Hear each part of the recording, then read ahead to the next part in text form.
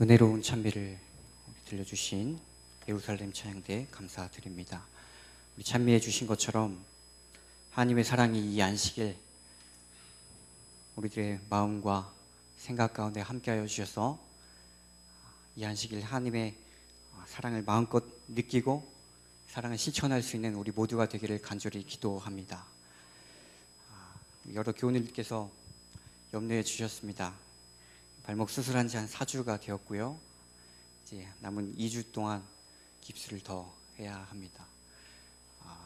여러분들께서 걱정을 해 주셨는데 아주 잘 지금 낫고 있습니다. 네. 어느 청년이 그러더라고요. 깁스를 했기 때문에 전사님 교회 올 때 농담으로 교회 올 때는 양말을 신고 와야죠. 네. 네, 깁스를 해서 제가 부득이하게 못 신었습니다. 한쪽을. 네. 그래서 반대편에 두 짝을 신을까 하다가 네, 교우님께서 또 기도해 주시고 또 염려해 주셔서 감사를 드립니다. 제가 중학교 1학년 때 교회 전사님이 설문조사를 하셨습니다. 우리 아이들을 대상으로, 학생들을 대상으로. 예수님의 재림이 언제 올 것 같은가? 그때 한 10명 좀 넘는 학생들이었는데 1번 10년, 2번 20년, 3년 30년, 3번 30년. 몇 번이 가장 많았을까요? 네. 2번이 가장 많았습니다. 20년. 저도 그때 2번을 체크했어요. 생각해 보니까 그때 중학교 1학년 때 체크했던 그 20년이 점점 가까워지고 있습니다. 우리 교우님께서는 어떻습니까? 예수님께서 언제 오실 것 같으세요? 아마 제 또래 또 당시 있었던 그 학생들이 다시 설문조사를 한다면 오늘 또다시 20년, 30년을 포기하지 않을까 생각이 됩니다. 1996년, 지금으로부터 몇 년 전입니까? 20년 전입니다. 삼육대학교에서 어떤 행사가 있었는가 하면 안식일로 생각이 됩니다만 제가 유튜브 동영상을 찾다가 그 동영상을 보게 됐어요. 96년도에 있었던 행사했었던 때였는데 2000년을 불과 몇 년 앞두고 새로운 시대, 이때쯤이면 예수님께서 오실 수도 있겠다라는 긴박한 생각을 가지고 신학과 교수님들이 나와서 집회를 했던 것으로 기억은 아니고 동영상으로 확인이 되어졌습니다. 그 동영상을 잠깐 우리 교우님들과 함께 보려고 합니다. 아마 여기 분들께서도 당시 참석하셨던 분들이 계셨던 것 같아요. 익숙한 얼굴들이 조금 보입니다. 네, 한번 잠깐 보겠습니다. 생각을 해볼 수가 있습니다. 2000년 1월 1일 아침이 되었는데도 지금과 별 다름이 없고 북한은 여전히 폐쇄적인 국가로 남아있고 어떤 뚜렷한 재림의 변화도 눈에 보이지 않는다면 그때 우리 재림 신자들의 의식구조에는, 우리들의 기대에는, 우리들의 신앙에는 어떤 변화가 올 것인가 우리는 한번 생각해 볼 필요가 있습니다. 만일 2000년이 넘어가더라도 21세기가 시작되더라도 이 세상에 별다른 변화가 없고 지금과 똑같다. 그럴 경우에는 아마 몇 가지 문제들이 생겨날 거라고 생각됩니다. 재림신앙의 약화가 있을 것이라고 생각됩니다. 우리는 지금까지 모든 것들을 혹은 계산하고 혹은 기대하면서 2000년이란 막연한 엔드라인, 하나의 뭐라고 할까, 시간을 정하는 것은 아니지만 그래도 2000년이라는 숫자는 상당히 신비스러운 숫자여서 그때까지는 그래도 뭐가 이루어지겠지. 그때까지는 일요일 휴업령이 내리겠지. 그런 생각으로 일부의 우리 교인들은 이 재림신앙을 지탱해 왔어요. 그러나 그것이 무너져 버릴 때 어떤 변화가 올까? 아마 재림에 대해서 좀 냉담한 생각을 하게 될지 모르겠습니다. 약간의 조소가 생겨날지 모르겠어요. 그런 분위기가 회의와 불신이 교회 안에 생겨날지 모르겠습니다. 따라서 재림신앙이 약화됨과 동시에 눈앞에 펼쳐진 천년을 바라보면서 세속화의 물결이 급속도로 교회에 들어올 가능성도 있게 될 것입니다. 우리 젊은이들을 중심으로 예언 전도회가 인기를 잃어버릴 가능성이 있습니다. 예언의 신에 대한 회의가 생겨날 가능성도 있습니다. 어떤 특수한 우리 교회가 가지고 있는 기별들이 인기를 잃어버릴 가능성도 있습니다. 성소 기별이라든지 재림과 관계된 몇 가지의 기별이 회의에 부닥칠 가능성도 있습니다. 따라서 제7일 안식일 예수재림교회는 이제 3년밖에 남지 않는 이런 극심한 변화에 대해서 면밀한 연구와 분석이 필요할 거라고 생각됩니다. 그리고 대책이 필요됩니다. 그래서 저는 오늘 이 지구의 역사가 2000년이 넘어갈 경우를 생각해서 그때 어떻게 하는 것이 우리 재림신자의 삶인가를 우리 성경을 중심으로 해서 좀 말씀을 드리려고 합니다.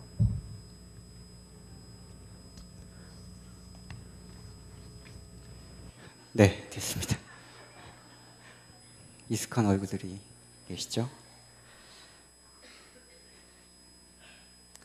1996년 2000년을 앞두고 재림이 다가올 것인가? 만약에 2000년이 지나가도 재림이 지연된다고 할 것 같으면 무슨 문제가 일어날 것인가? 김기호 목사님이 예상을 하셨어요. 그 예상이 오늘날 절묘하게 맞고 있습니다. 재림에 관한 설교가 사라집니다. 교회의 불신과 사람들의 불신과 냉담함, 그리고 재림 성도들은 재림 신앙의 약화, 또 재림을 전하는 재림교회를 조롱하고 조소합니다. 교회 내의 세속화가 물밀듯이 들어와서 세상과 교회의 구분이 사라집니다. 예언전도회가 인기가 없어지고요. 또 예언의 신에 대한 회의가 됩니다. 재림의 재림교회의 특수기별, 성소, 재림, 약해집니다. 여러분, 오늘 우리들의 교회와 신앙 가운데서 20년 전 걱정하고 근심하던 일들이 일어나고 있습니까? 오늘 저와 여러분에게 재림의 중요성, 재림을 기다리는 마음은 어떻습니까? 우리가 재림 성도로서 20년 전에 우려했던 그 일들이 오늘 우리들의 신앙과 교회에서 일어난다고 한다면 매우 안타까운 일입니다. 오늘 말씀의 제목은 기다리지 못한 백성이라는 제목으로 말씀을 나누려고 합니다. 출애굽기 32장 1절 말씀 다시 읽습니다. 같이 읽겠습니다. 시작. 백성이 모세가 산에서 내려오미 더딤을 보고 모여 아론에게 이르러 가로되 일어나라 우리를 인도할 신을 우리를 위하여 만들라. 이 모세 곧 우리를 애굽 땅에서 인도하여 낸 사람은 어찌 되었는지 알지 못함이라. 출애굽기 32장은 우리가 잘 알고 있는 이야기입니다. 모세가 하나님께 법궤를 받기 위하여 산에 올라갔을 때 산 아래에 이스라엘 백성들이 우상 숭배를 저지르는 안타까운 사건이 납니다. 여러분, 이스라엘 백성들이 우상을 만든 이유가 무엇일까요? 이스라엘 백성들이 우상을 왜 만들었을까? 본문에서 몇 가지 이유를 찾았습니다. 첫 번째는 모세라는 지도자를 너무 과하게 의지한 잘못된 신앙이었다는 것입니다. 본문을 보면 우리를 인도할 신을 우리를 위하여 만들라. 이 모세 곧 우리를 애굽 땅에서 인도하여 낸 사람은 어찌 되었는지 알지 못함이라 라고 했어요. 재밌는 것은 지금 백성들이 뭐라고 말하는가 하면 우리를 인도할 신을 만들어 달라고 말하면서 그 이유를 누가 없기 때문이다? 모세가 없기 때문이라고 말합니다. 참 이상합니다. 모세가 사람이 없는데 신을 만들어 달라고 의지하는 것입니다. 외치는 거예요. 모세가 없는 것을 마치 하나님께서 안 계신 것처럼 말합니다. 이렇게 지도자만을 의지하는 신앙에는 문제가 있어요. 선지자도 이렇게 말했습니다. 그들은 신앙을 유지하기 위하여 모세를 의지하여 왔다. 물론 백성들은 지도자를 존경하고 의지해야 합니다. 그러나 모세가 없는 것을 마치 하나님께서 계시지 않는 것처럼 여기는 백성들의 이러한 신앙은 분명히 잘못된 것이었어요. 모세가 하나님을 대신할 수는 없었습니다. 홍해를 가르고 출애굽을 인도하신 분은 인간 모세가 아니라 하나님이셨어요. 사람을 의지하는 백성들의 연약한 신앙이 우상을 만들게 했습니다. 두 번째입니다. 백성들이 우상을 만든 이유는 아론의 타협적인 신앙 때문이었죠. 부지도자로 있었던 아론의 타협 신앙이었습니다. 그런데 이때 아론이 그냥 우상을 만들어준 것이 아니었어요.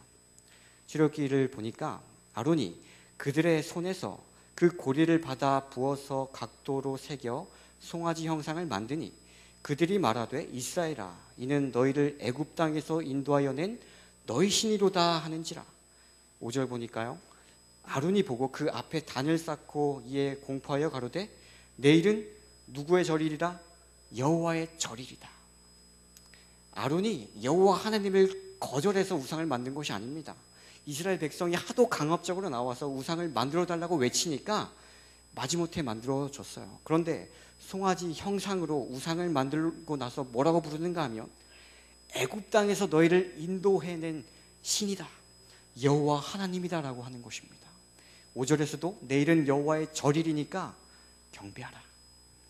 백성들의 우상 숭배의 이유는 금송아지 우상을 하나님이라고 부르는 지도자 아론의 타협적인 신앙의 문제도 있었습니다. 세 번째입니다. 우상 숭배의 이유는 백성들이 과거에 신앙을 버리지 못했기 때문에 그래요. 여기 이 말씀 한번 같이 읽어보겠습니다. 시작. 그들의 상태가 속절없다고 느낀 백성들은 옛날의 미신으로 되돌아갔다. 애굽 사람들이 신의 상징으로 존경했던 대상물 중에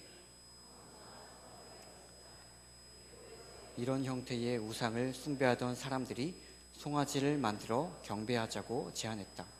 백성들은 하나님을 나타내는 표상, 곧 모세를 대신하여 그들을 인도할 어떤 형상을 갈망하였다.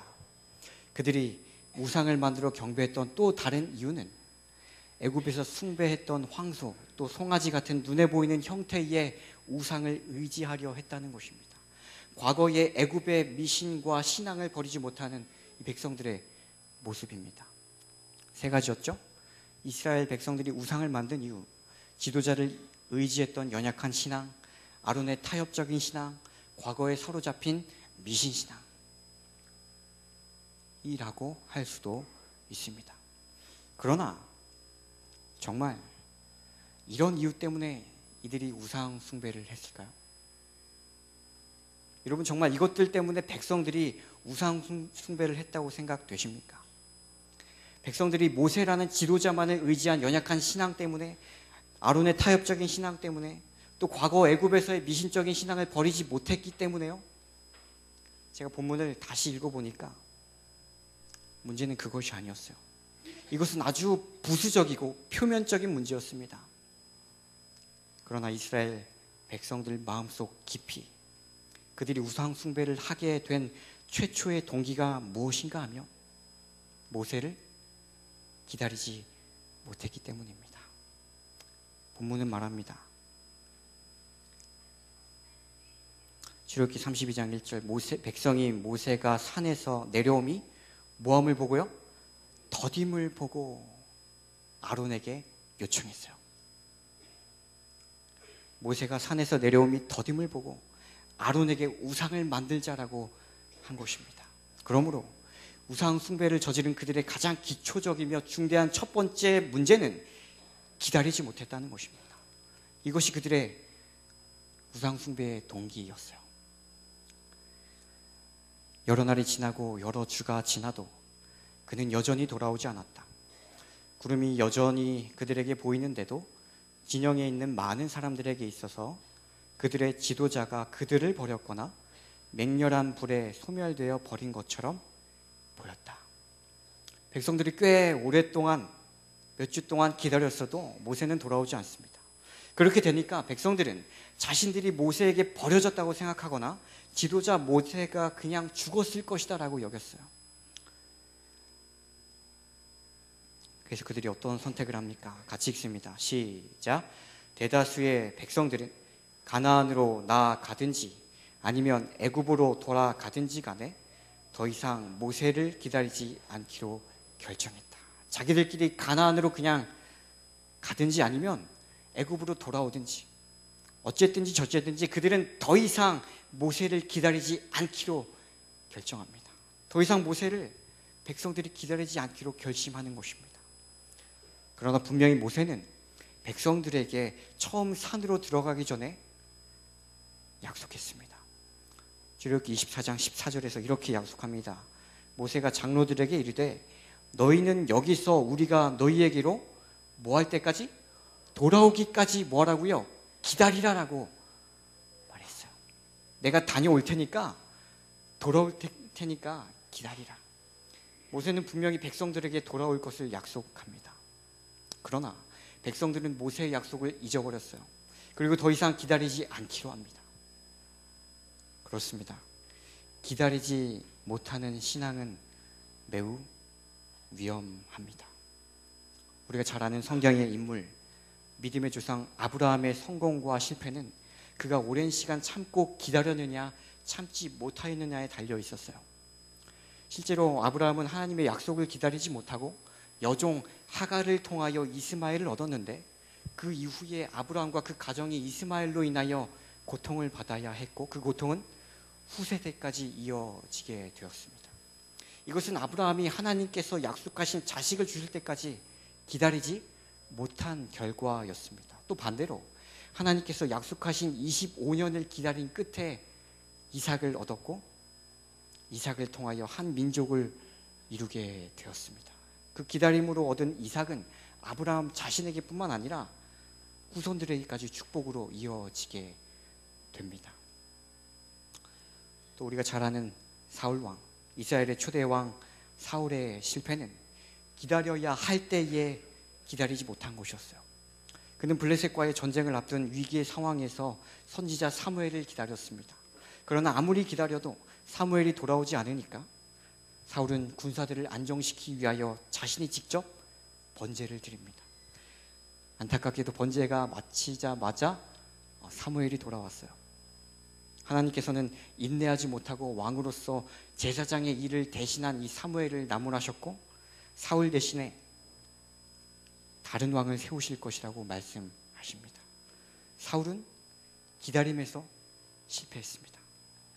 그 반대로 다윗은 기다림에 성공한 왕이었어요.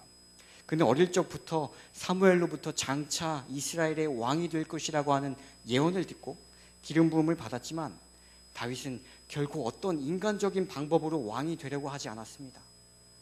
다윗은 자신을 죽이려고 쫓아오는 이 사울을 죽일 수 있는 여러 기회가 있었지만 그렇게 하지 않았어요. 그는 때가 되면 하나님께서 자신을 이스라엘의 왕으로 세워주실 것을 믿었기 때문에 그렇습니다. EBS 어느 다큐멘터리를 보니까 우리나라 국민 중에 자기 고유 분야에서 아주 뛰어난 업적을 남긴 사람들을 지능검사를 했습니다. 다중지능검사를 했어요. 결과가 이렇게 나옵니다.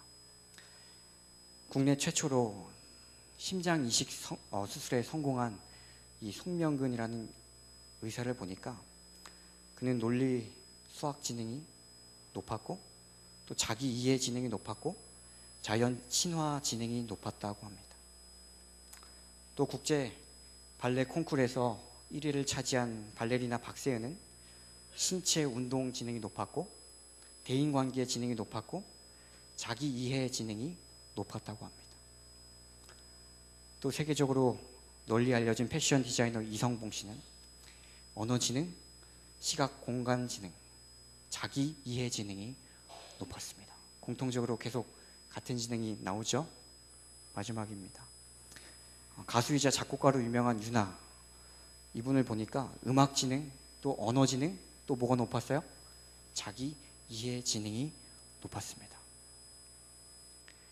자기 분야에 뛰어난 업적을 남긴 사람은 각각 그 해당 분야와 관련되는 지능만 높았던 것이 아니라 그것들과 함께 무엇이 높았는가 하면 자기 이해 지능이 높았다는 것입니다. 이 자기 이해 지능이 무엇입니까? 자기 이해 지능은 자신을 이해하고 다스리는 지능입니다. 자신을 이해하고 다스릴 때에 인생의 슬럼프나 어려움이 찾아올 때에 그 고난을 참고 견딜 수 있도록 하는 것이 바로 자기 이해 지능이라고 합니다. 그러므로 자기 이해 지능이 높으냐 낮으냐는 곧 그에게 인내와 끈기가 있느냐 없느냐로 이해되는 것입니다. 아무리 특별한 재능이 있더라도 자신을 다스리지 못하면 어떤 분야에서도 성공할 수가 없습니다. 슬럼프가 찾아오고 어려움이 찾아와도 스스로 끝까지 참고 견딜 수 있는 자기 이해의 인내와 끈기가 있어야 하는 것입니다. 여러분, 우리 제7일 안식일 예수 재림교회 성도들은 어떻습니까? 우리가 재림 성도로서 우리 자신을 이해한다고 할 때에 예수님의 재림을 기다리는 간절한 기대와 인내하는 믿음은 어떻습니까? 어떤 분들이 말하기를 우리 재림 성도들은 다른 교회 신자들에 비해서 할 게 참 많다고 그래요. 다니엘 계시록을 정통해서 공부해야 되고 예언의 실도 읽어야 되고 교과 공부도 해야 되고 안식일도 지켜야 되고 음식물도 개혁하고 영혼구원 사업을 하고 복원과 또 구호봉사, 출판 사업에도 관심을 기울여야 한다라고 말합니다. 그러나 이것들도 모두 중요하지만 오늘 우리 재림 성도들이 반드시 재림 성도로서 마지막 때에 우리들의 신앙에서 우선순위로 관심을 기울여야 할 것이 있다면 인내하고 기다리는 것입니다. 예수 그리스도의 다시 오신다는 약속을 끝까지 신뢰하고 인내하며 그리스도의 재림을 기다리는 것입니다. 여러분, 이스라엘 백성들이 이 모세를 기다리지 못하고 있을 때 모세는 과연 산에서 무엇하고 있었을까요? 백성들이 우상 숭배하며 방황하는 이 시간에 모세는 산에서 무엇을 했을까요? 물론 그는 하나님을 만났습니다. 율법의 교훈을 들었고 십계명 돌비도 받았습니다. 그러나 그 전에 모세가 하나님을 만나기 전에 무엇 했는가 하면 기다렸어요. 이때 모세가 산에서 하나님을 대면하기 전에 인내했습니다. 출애굽기 24장 15절 같이 읽습니다. 모세가 시작. 모세가 산에 오르매 구름이 산을 가리며 여호와의 영광이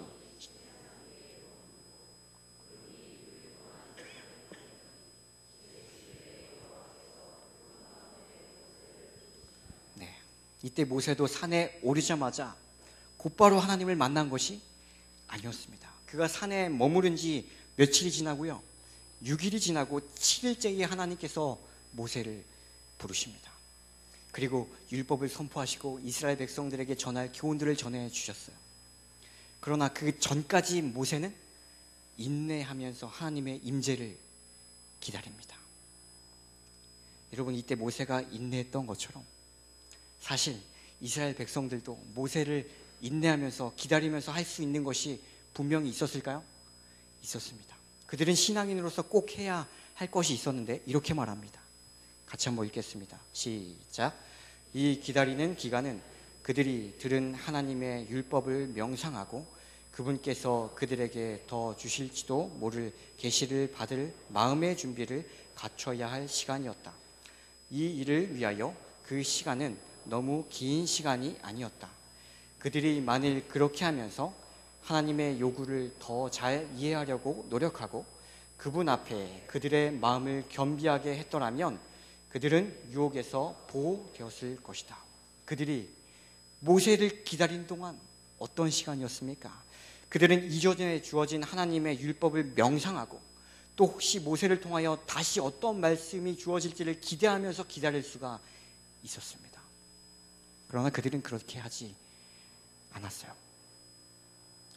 1996년 새로운 21세기가 다가오면서 예수의 재림을 기대했지만 벌써 2016년이 되었습니다. 이미 21세기로 진입한 꽤 오래되면서도 우리는 예수님의 재림이 지체되고 지연되는 것처럼 느껴질 때가 있어요.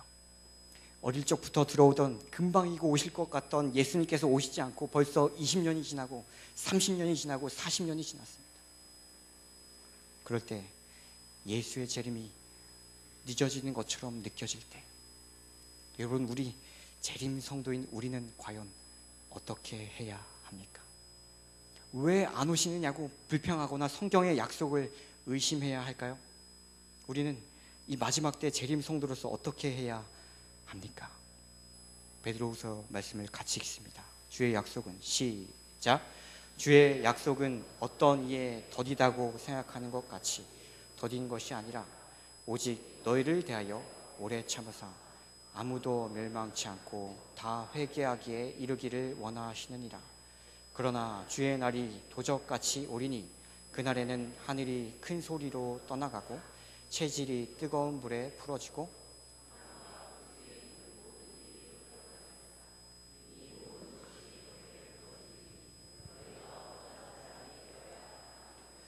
거룩한 행실과 경건함으로 하나님의 날이 임하기를 바라보고 간절히 사모하라.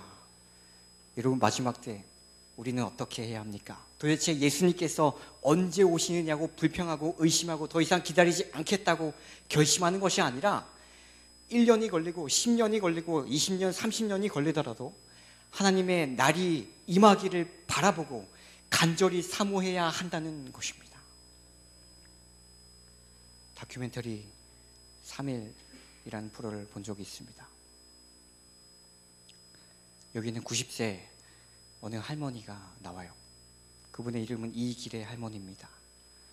그분은 한글을 공부하시면서 매일 자신의 기록을 일기로 쓰십니다. 이분의 자식이 5인데 그 중에 막내가 20년 가까이 되도록 아직 집에 돌아오지 않았어요. 집을 나가고 안 옵니다. 돈 벌어서 성공하면 들어오겠다면서 집을 나간 지 20년이 되도록 소식이 없어요. PD가 물었습니다. 막내 아들이 많이 보고 싶으세요? 말해 뭐해, 보고 싶은 것을. 많이 보고 싶지. 어쩔 땐 환장하게 보고 싶지. 90세 노인의 이 노인이 글을 배우는 것은 막내 아들을 애타게 기다리면서 전하고 싶은 마음의 편지를 적어야 하기 때문에 그렇습니다. 할머니가 쓰신 글이 이것입니다. 뭐라고 했어요? 희재야, 보고 싶구나. 희재야, 보고 싶구나. 그렇습니다. 누군가를 간절하게 기다린다는 것은 오늘 내 삶의 이유와 목적이 그 누군가를 향하여 있음을 밝혀줍니다. 할머니는 집 나간 막내 아들을 찾고 만나기 위하여 한글을 배우고 일기와 편지를 남깁니다. 할머니 인생의 마지막 목적이 막내 아들을 만나기 위한, 자식을 기다리기 위한 그분의 모든 관심과 마음이 기울여져 있다는 것입니다. 헨리 나우엔이 이렇게 말했어요. 우리가 누군가 사랑하는 사람을 기다린다는 것은 그 기다림 자체가 축복이다. 왜냐하면 기다리는 동안에 그 사랑하는 사람을 생각하면서 그 사람으로 가슴이 가득 차기 때문이다. 사랑하는 태경교회 교우님들, 예수 그리스도의 머지않은 재림을 기다리는 우리들은 오늘 우리들의 삶에서 그리스도를 만나기를 희망하는 믿음을 가져야 합니다. 이제 곧 예수 그리스도를 만날 기대감을 가지고 우리들의 생각과 습관과 품성이 그리스도의 것으로 가득 차기를 간절히 기대하고 기도해야 하는 것입니다. 말씀을 마무리하면서 영감의 글을 같이 읽고 마치겠습니다. 그리스도의 오심은 같이 읽습니다. 시작. 그리스도의 오심은 우리가 처음 믿을 때보다 더 가깝다. 대쟁투는 그 종말이 가까워지고 있다. 아무도 마음으로나 행실로 나의 주께서 더디 오신다고 말하지 않도록 하자. 그리스도의 신속한 재림의 기별을 열렬한 경고의 말로 선포하도록 하자. 주님은 곧 오신다. 우리는 평강 가운데서 그분을 만날 준비를 갖추어야 한다. 우리는 주위에 있는 사람들에게 빛을 전하는 일에 우리의 온 힘을 다하기로 결심하자. 우리는 슬퍼하지 말고 기뻐해야 하며 언제나 우리 앞에 주 예수님을 모시고 있어야 한다. 그분께서는 미구에 오신다. 그러므로 우리는 그분의 나타나심을 위하여 준비하고 기다려야 한다. 오늘 이 안식일 하늘과 한 걸음 더 가까워지는 행복을 경험하고 또 다시 오시겠다고 꼭 약속하신 예수 그리스도의 말씀을 굳건히 믿고 그분을 더욱 고대하며 믿음으로 기다릴 수 있는 우리 모든 태교원교회 재림 성도들이 되기를 간절히 바라면서 말씀을 줄이겠습니다.